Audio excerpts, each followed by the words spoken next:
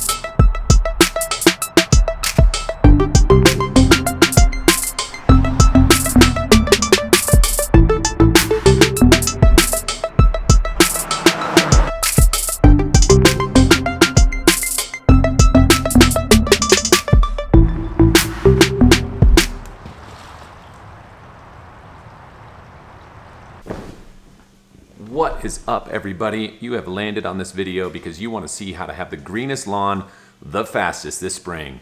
If you've got cool season turf, I'm going to be going over some things in this video that you're really going to want to listen to on how you can push that grass out, but then you're going to have to decide if it's really going to be worth it. So, we're going to start out with some basics, but to do that, we're going to have to go to the field. So let's do that. First things first, you need to understand what's happening with the soil temperature around here. So I'm using this handy device right here from Klein Tools. Check that out. Works pretty well. This is just a construction type thermometer, infrared thermometer that you can shoot pretty much across the room and kind of get an idea. I mean, you know, it works pretty well. We can see what it's doing behind me here.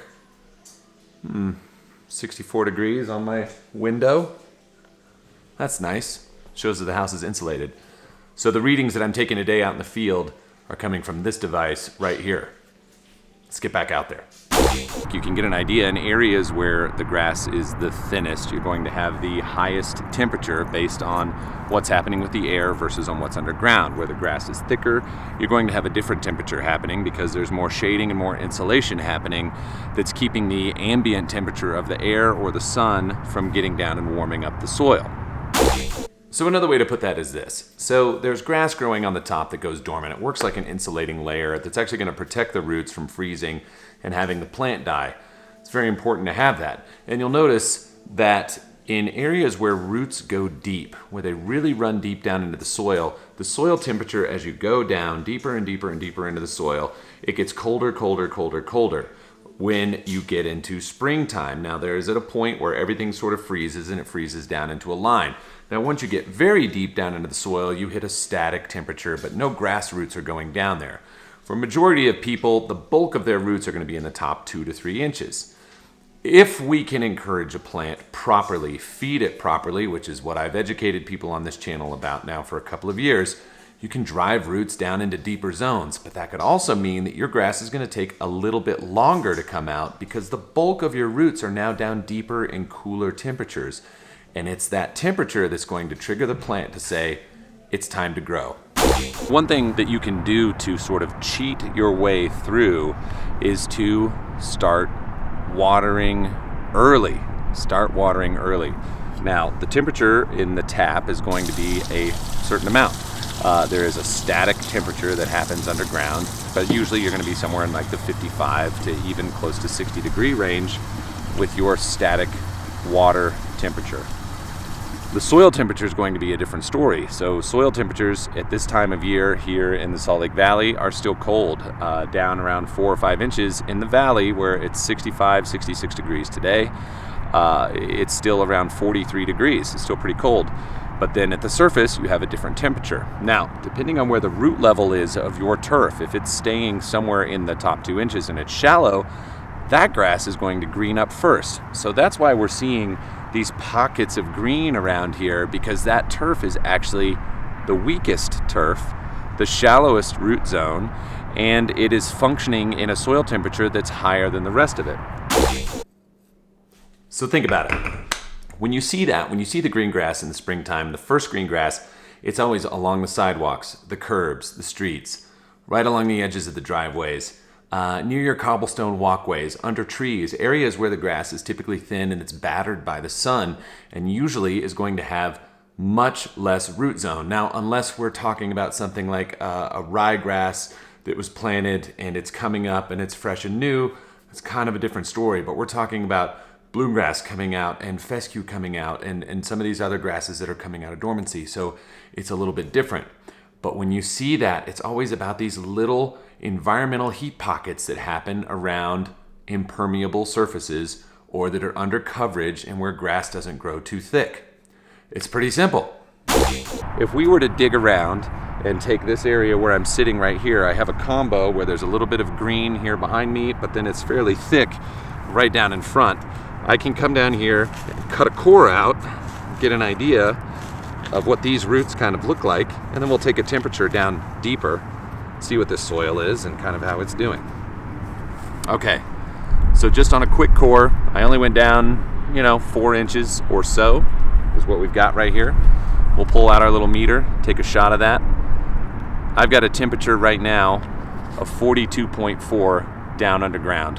I don't know if you can see that or not. 42.4 at the bottom of this root. At the top, I have a different reading, 62.6, similar to what is actually happening in the air right now, but that is off of the actual grass itself on the top, not off the soil. So this is actually functioning in a different environment, but since everything is coming from the root level down here, the temperature has to change in this zone in order to have this actually really do anything. So we can go ahead and strip off this top layer right here. Let's pull that back and get down into just this first surface area right under the grass. We'll pull that away. There's the top growth. Get a shot in there. Now what are we looking at? 47.3. See that? So what you can do, I've got my trusty coffee here, as I always do. We're going to take a look and see what this is right now because it's been sitting for a little while, but it's inside of a Yeti cup, so it should stay pretty warm. What do we got? Ooh, 133.5 degrees inside the coffee. So this is going to be a little bit of a grand example, but your irrigation water being at 58 degrees, going into a soil system that's at 40 something, just imagine it like this. You're going to water in at a warmer temperature and saturate that soil. So now there is a change in what happens in the soil structure to where when you shoot it again, we have a new temp. It starts to change and balance out a different way. Now that is a grand kind of over the top look at doing that, but it isn't different. So when we start thinking about nitrogen use rates and when the bacteria is actually working and doing what it's supposed to, that temperature of 58 to 60 degrees comes to be pretty crucial. So a water-soluble fertilizer like a urea or an ammonium sulfate put out at those temperatures is actually going to have a breakdown rate that works, and the plant will begin to utilize it. Even if the air temperature is cold, if you are irrigating early and putting that out, you will have the greenest lawn first 100%. But here's where you're going to pay for it. If you were to look around and understand everything that I just said about weak grass being the one that comes out earlier, you're now going to train your grass to have earlier water, which you don't want. One of the best things in the springtime is to help the roots go deeper, to get down into the soil, and so you don't want to water for a while. That way your roots get down, and that can help you during the summer, because if we train it early to expect water and food too early, the roots will stay shallow, and when summer comes, cooked out.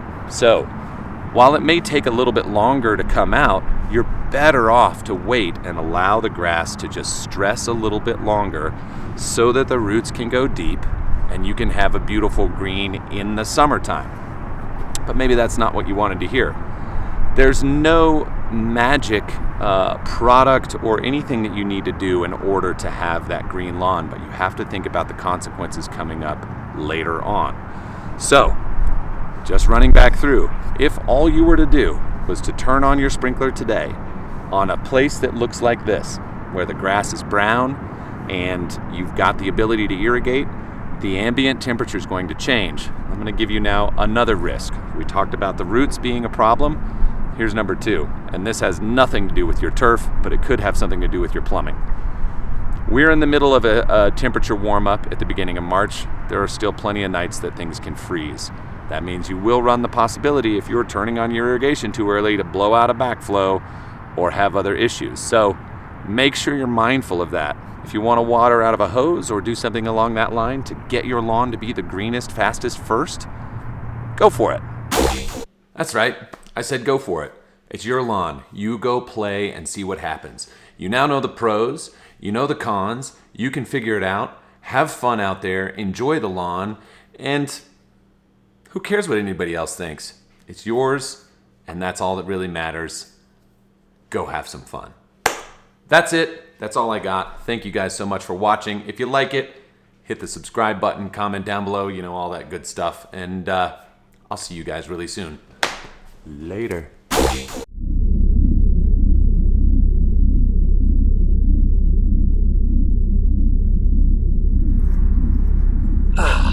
All right. So I got a few tools with me here today that I'm going to show you this. Let's do that again.